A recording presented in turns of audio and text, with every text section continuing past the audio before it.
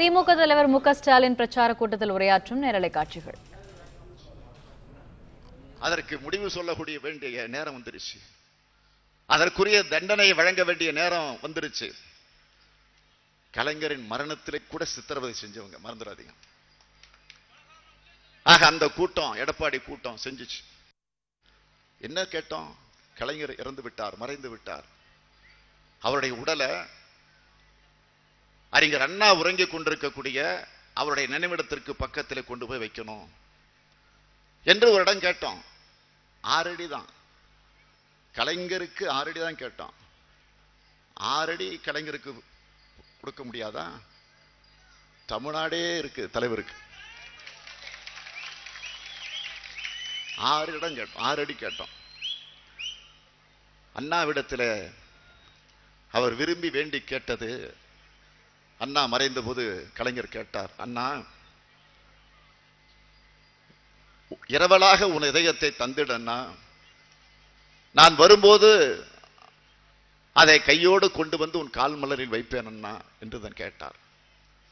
ஆக அவருடைய கோரிக்கையை நிறைவேற்றுவது நம்முடைய கடமை. அதை நிறைவேற்றாவிட்டால் நாம் உயிரோடு இருந்து என்ன பயன்? ஆக அதை நிறைவேற்ற வேண்டும் என்று கருதினோம். முறையாக அனுமதி கேட்டோம், கடிதம் எழுதினோம்.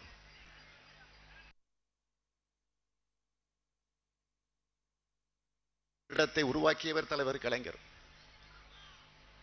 பெருந்தலைவர் காமராஜருடைய மறைவுக்கு பின்னால் அவரை எங்கு அடக்கம் செய்வது என்று நேரடியாக போய் பார்த்து அந்த இடத்தை தேர்வு செஞ்சு அந்த இடத்தை உருவாக்கி தந்தவர் கலைஞர் அவர்கள். ஆக அதை நிறைவேற்ற வேண்டும் என்று கருதினோம். முறையாக அனுமதி கேட்டோம், கடிதம் எழுதினோம். கலைஞருக்கு அண்ணனுடைய நினைவிடத்தை உருவாக்கியவர் தலைவர் கலைஞர்.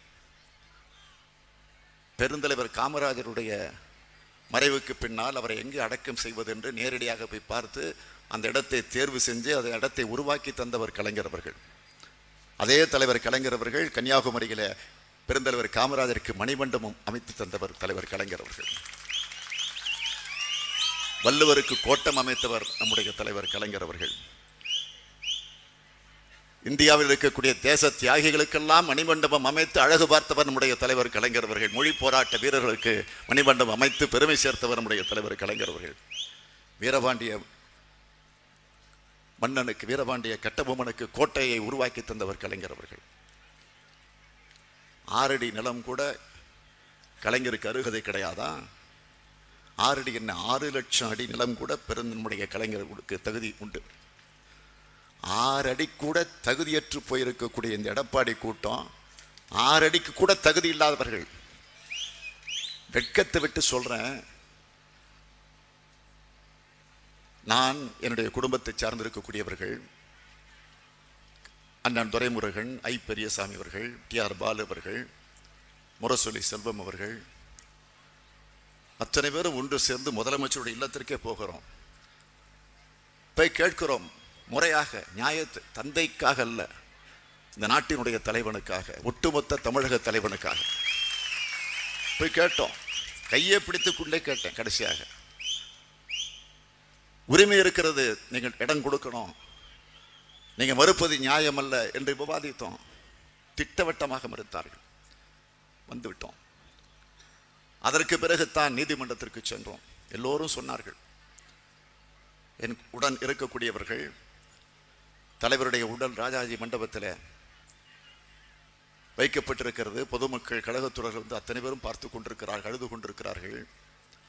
என்ன நடக்கும் என்று புரியாத நிலைகளே தவித்துக் கொண்டிருக்கிறோம். எங்கே கொண்டு அடக்கம் செய்வது என்று நம்முடைய கட்சி தோழர்கள், முன்னோடிகள் எல்லாம் என்னிடத்தில் வந்து வேறு இடத்தை பார்க்கலாமா கேட்கிறார்கள். அறிவாலயத்திலே வைக்கலாமா சொல்லுகிறார்கள். எப்படி இருந்திருக்கும் எனக்கு கொஞ்சம் நினைச்சு பாருங்க. துடிதுடித்து போனேன்.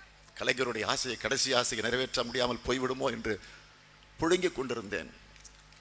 அந்த நேரத்தில் சரியாக 3 மணிக்கு நீதிமன்றத்திலிருந்து தீர்ப்பு வருகிறது. கலைஞருக்கு இடம் வழங்கப்பட வேண்டும் என்ற உத்தரவு வருகிறது.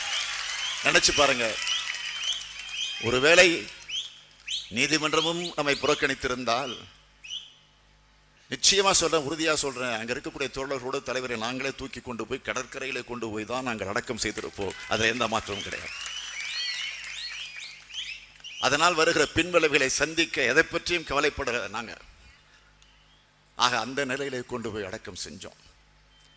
ஆக அப்படிப்பட்டவர் இன்றைக்கு ஓயாமல் உழைத்த தலைவர், உத்தம தலைவர், ஓய்வுக்கே ஓய்வு கொடுத்த தலைவர் உறங்கிக் கொண்டிருக்கிறார். அவரிடத்தில் நான் கடைசியாக தந்த ஒரு உறுதிமொழி என்னன்னா, அவர் அண்ணாவிடத்தில் உறுதிமொழி சொன்னார். அவரிடத்தில் நான் தந்த உறுதிமொழி, மீண்டும் தமிழ்நாட்டிலே உங்களால் உருவாக்கப்பட்ட திராவிட முன்னேற்ற கழகத்துடைய ஆட்சி தமிழகத்தில் உருவாகும் என்ற உறுதிமொழியை நான் தந்திருக்கிறேன். அந்த உறுதிமொழியை காப்பாற்ற நான் மட்டுமல்ல, உடன்பிறப்புகளாக இருக்கக்கூடிய உங்களையும் சேர்த்துத்தான் நான் சொல்லியிருக்கிறேன். கலைஞருக்கு நான் மட்டும்தான் மகனா? இங்க இருக்கக்கூடிய எங்கள் அத்தனை பேரும் அவருடைய மகன்கள் தான்.